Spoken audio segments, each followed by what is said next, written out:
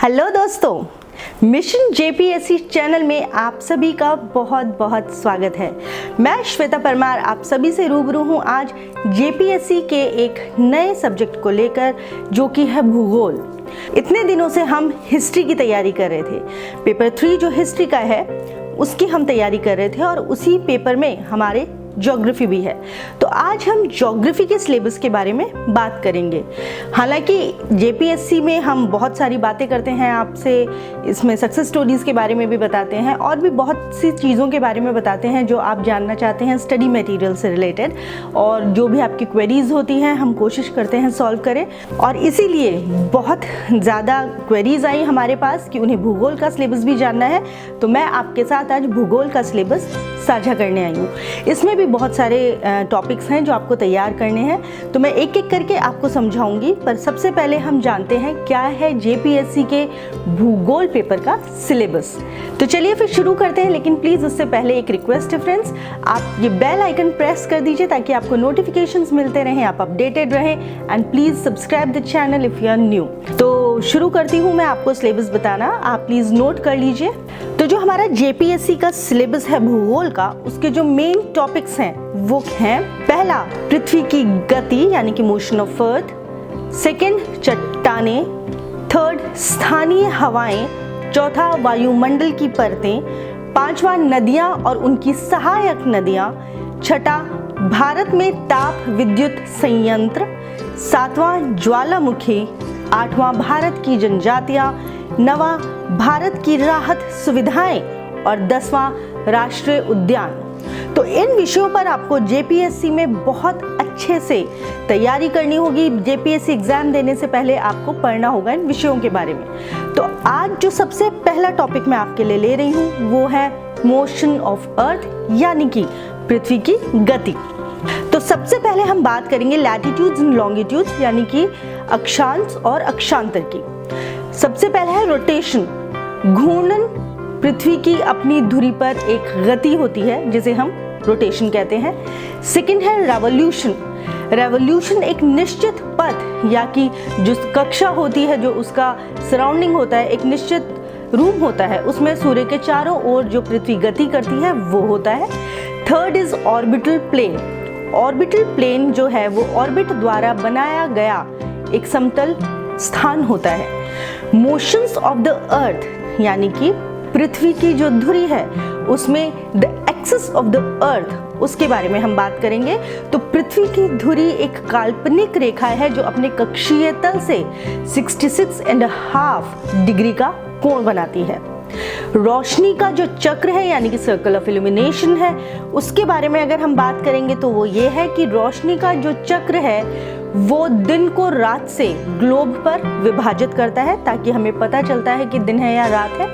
पृथ्वी को सूर्य का एक चक्कर लगाने में 365 और 1/4 दिन यानी कि लगभग 1 वर्ष लगता है, ये आप सभी जानते हैं। हर साल बचाए गए 6 घंटे 4 साल की अवधि में एक दिन 24 घंटे बनाने के लिए जोड़े जाते हैं और वह अधिशेष दिन फरवरी के महीने में जोड़ा जाता है। और इस प्रकार हर चौथे वर्ष हमारे पास 366 दिनों के साथ लीप वर्ष होता है। पृथ्वी सूर्य के चारों ओर अंडाकार कक्षा में चक्कर लगाती है। आप ध्यान दें इस बात को जो मैं कह रही हूं कि अपनी पूरी कक्षा में पृथ्वी एक ही दिशा में झुकी हुई होती है।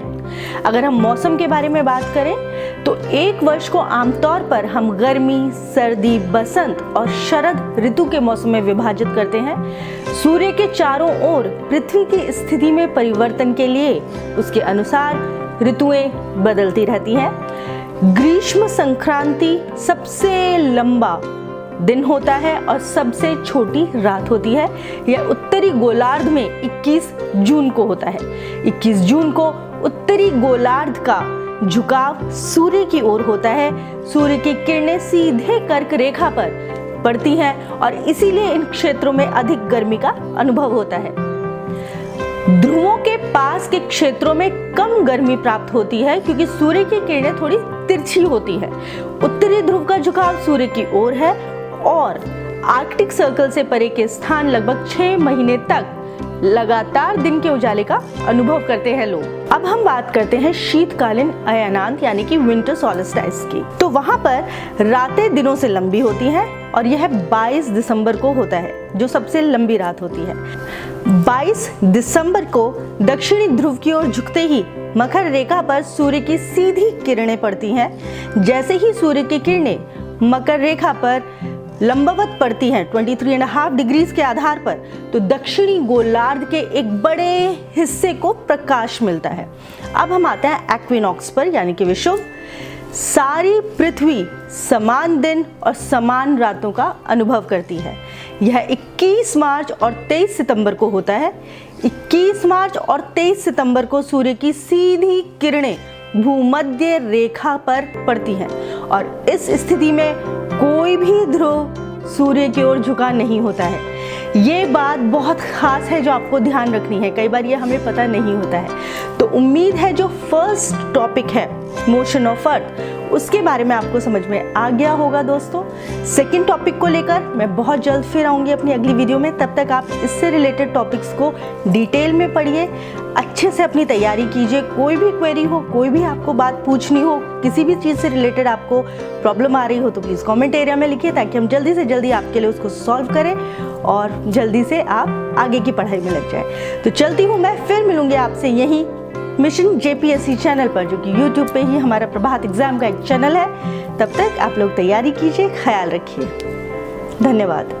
आपकी जेपीएससी परीक्षा की तैयारी को फास्ट ट्रैक पर लाने के लिए भारत का प्रसिद्ध पब्लिशर प्रभात प्रकाशन आपके लिए लाया है कंप्लीट बुक सीरीज। इसमें आपको मिलेंगी पेपर 1 और पेपर 2 की संपूर्ण गाइड बुक्स।